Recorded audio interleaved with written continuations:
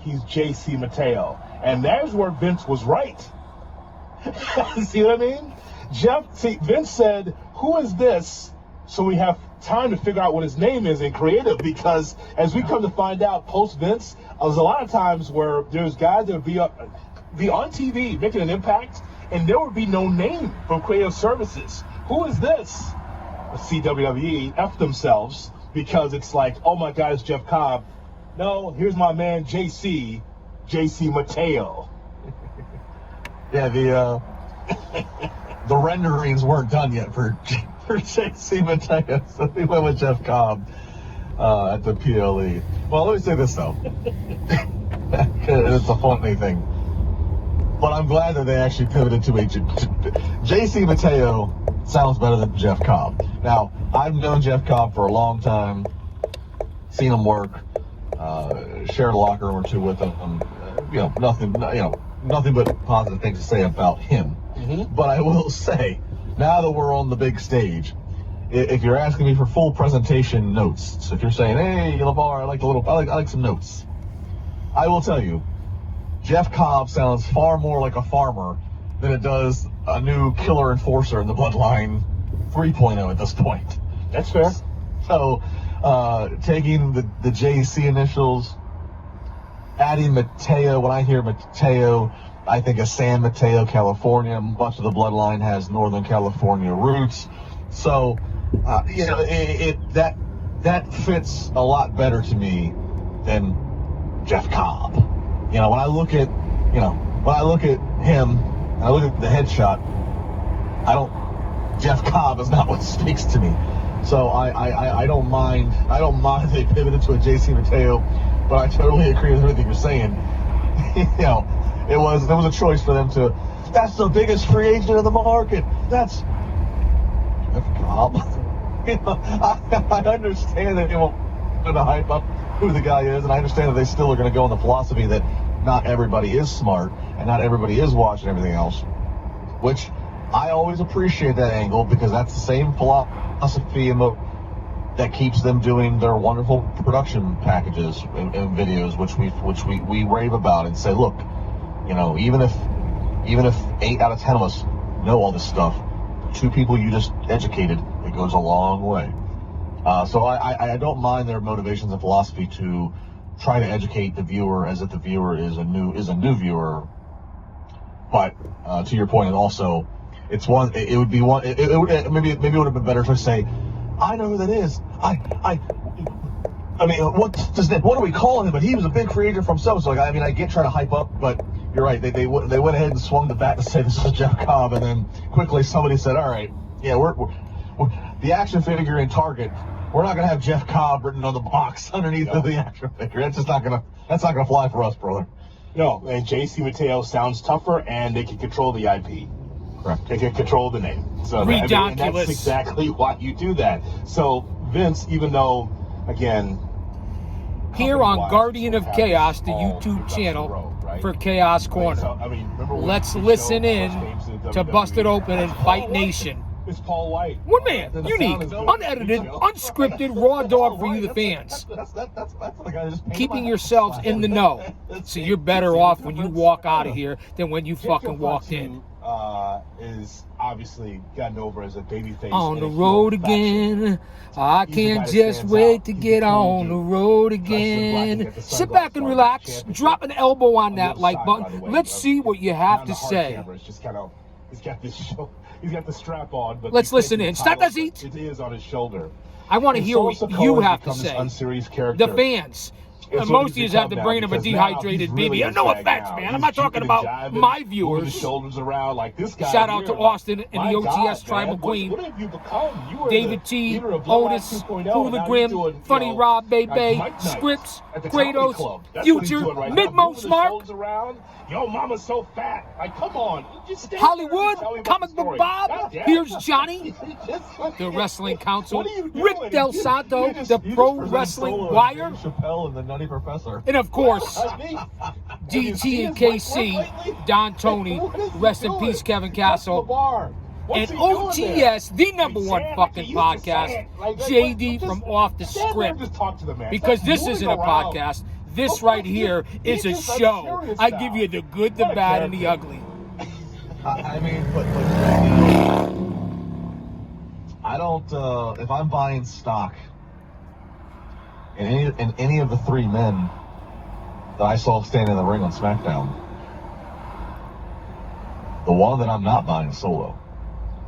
And and maybe this goes into, we talked about the lack of clean finishes.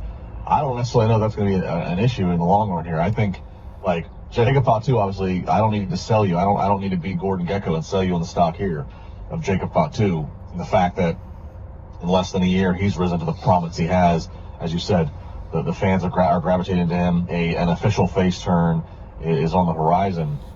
And it's all there. The whole package, the charisma. I mean, you know what I mean. The all gas, no brakes. I mean, everything is catching. Everything's just catching with him. And this is supposed to be a guy who's a violent killer.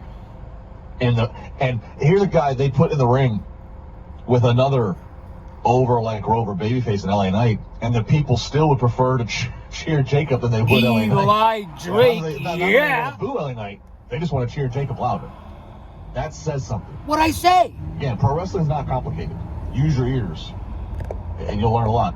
So you have Jacob, and then on the other side of things, it's very early to tell, but I would not sell off stock on JC Mateo because there's obviously a lot of potential. It's going to be a matter of how they book him. But Solo's the one that I'm like, at the end of the day here, we're going to get a Solo Jacob match at some point this summer. If Solo wins the first match, it's by a whole lot of shenanigans. Sure. It's by all of what we just discussed to kick the show off. It's going to be by nothing clean. But when it's all said and done, Jacob's going to get the better of Solo. And then we'll see where JC Mateo goes if he, Solo had a great enforcer role. Solo's first year, where he didn't say anything, and he was very well protected, backing Roman. Solo looked good. It looked like satellite. You never know what's going to happen. From being a secondary character, now that he's the leader of his own bloodline, he's just, I don't know. I fear that he's going to end up doing the pin or whatever to Jacob. If they see something in JC Mateo that they push, he's going to ascend past. Like, I don't know. I'm not sure what Solo needs, but Solo's just kind of a placeholder now to be the other bloodline that Roman is not controlling. Say what you used to say. Yo, mama's so fat. I want more of that. I want the moving of the shoulders. Your mama's so fat that when she sits around the house, she sits around the house. No offense to your mama. Even when you were doing heel stuff, people are cheering for you because we're in the one more time era of wrestling now. People want you to continue to just do damage one more time. I just don't want him to lose his edge, man. Like you're cool and everything, but just remember when you came to the company where you're a maniac, where wrestling ring announcers are kind of run away from their position. They're saying, watch out for this guy. I want to have that same fear that's there. It's one thing to be cool. I don't want him to be a cool heel, though. I still want him to have that edge where, oh my God, I don't know what's going to happen anytime. So I absolutely agree with you, and I'm hopeful that he will keep guys, that, gals, leave a comment. Keep that fear. Get in on the conversation. Let me know what you think. Jacob is for both of these things. Both because these shows are for you, the fans. And to get the man to. I want your feedback. Wherever, Performance Center, wherever. I appreciate it. Much love and respect. Yeah, watch Undertaker and talk to Undertaker. Undertaker was great. I know you're out there, David T. Majority of Undertaker's run. I know you're out there, Oscar. But I know you're out there, Rick. Undertaker turned and snapped at a referee who was trying to admonish him for not listening to the count. That referee took off. If Undertaker went out towards the... I know you're out there, Francisco. Undertaker at the end of the day was for good. He was fighting evil. You damn well respect him. So that, I think for Jacob Fatu. Look, giving free shout-outs here on the channel. Tell Triple H to get you a meeting with Undertaker. Get him in here and have him pick his brain. Let him give you some things that we wouldn't even have noticed or known. Here's how you do it. Here's how you keep the badass persona, but you got to still command the respect.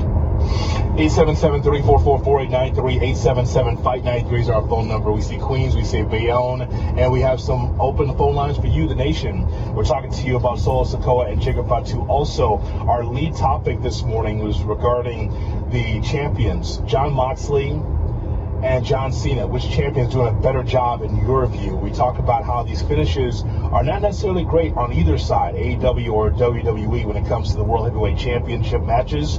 So we're just getting your thoughts on the title reigns. If you're on hold, you will be on the air as we keep you company here on this Sunday edition. Now listen to what they're just talking about here on Busted Open on Fight Nation, which is the actual authority amongst the fans.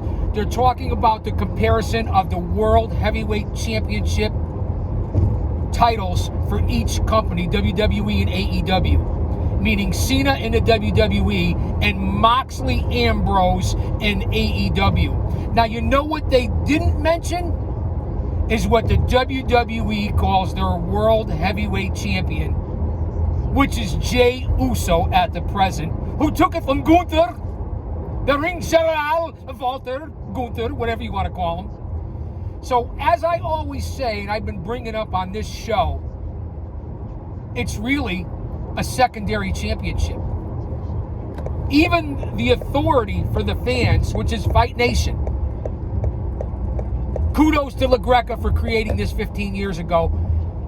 But they're talking about Moxley and Cena as the two World Heavyweight Champions. They're not talking about Jey Uso. They're not talking about when he was the champ, Gunther.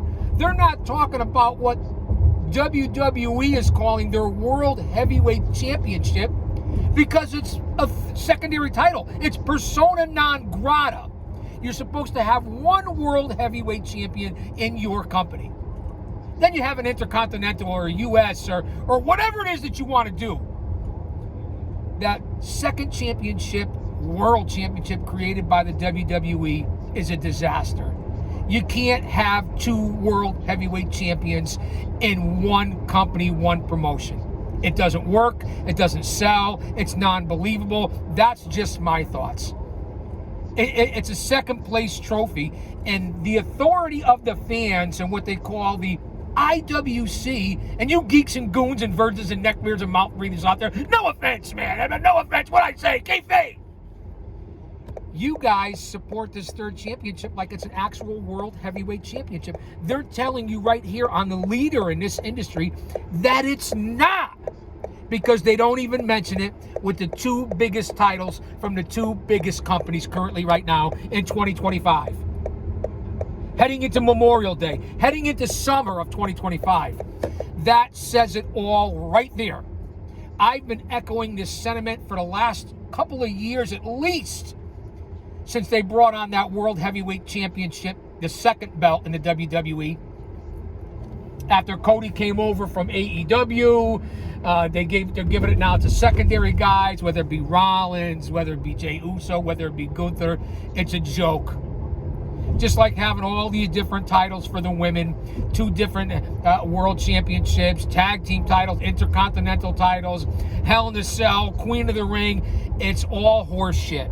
And this is what makes 2025 almost unwatchable at times. And a guy like me, who's been in the ring, in the business for over 30 years, and been on his journey in this pro wrestling industry business, if you will, for 40 years.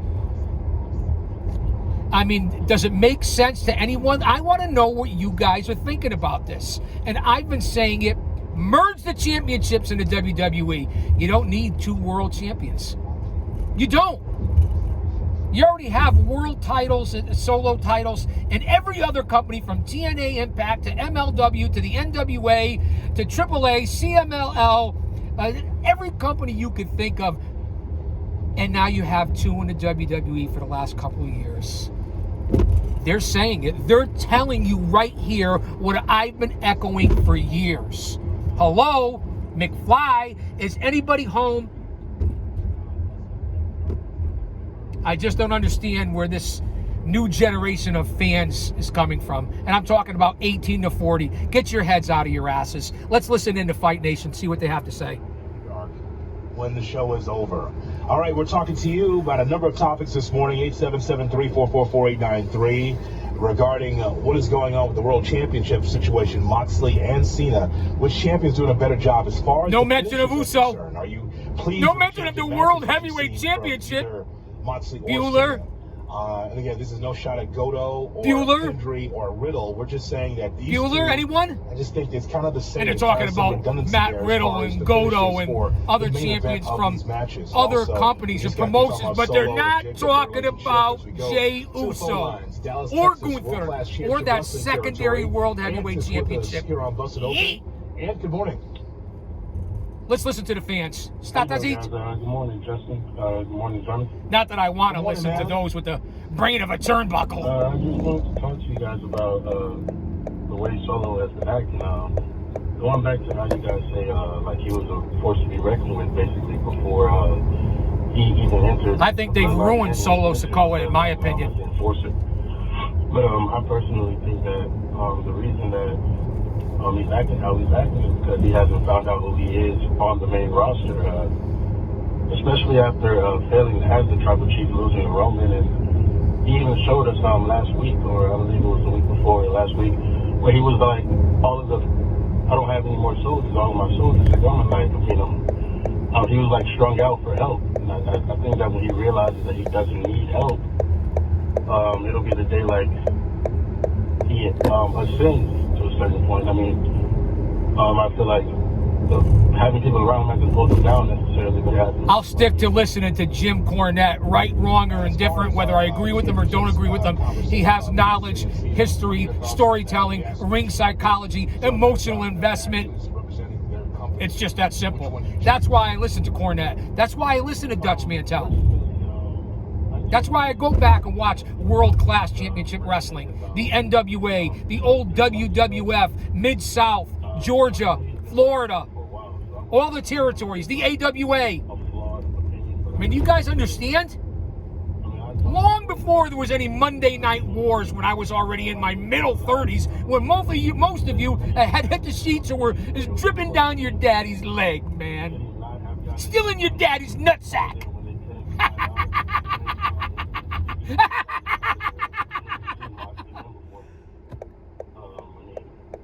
Many times before this reign by himself, I don't understand why he would need so much help with these groups, but with John Cena, as time has gone on and I've listened to more opinions on Busted Open, I've watched myself, honestly, I've come around to kind of, I don't want to say enjoy, but I kind of understand. It's tough to get up the mountain here. I feel like that they're trying to come from with this whole John Cena reign.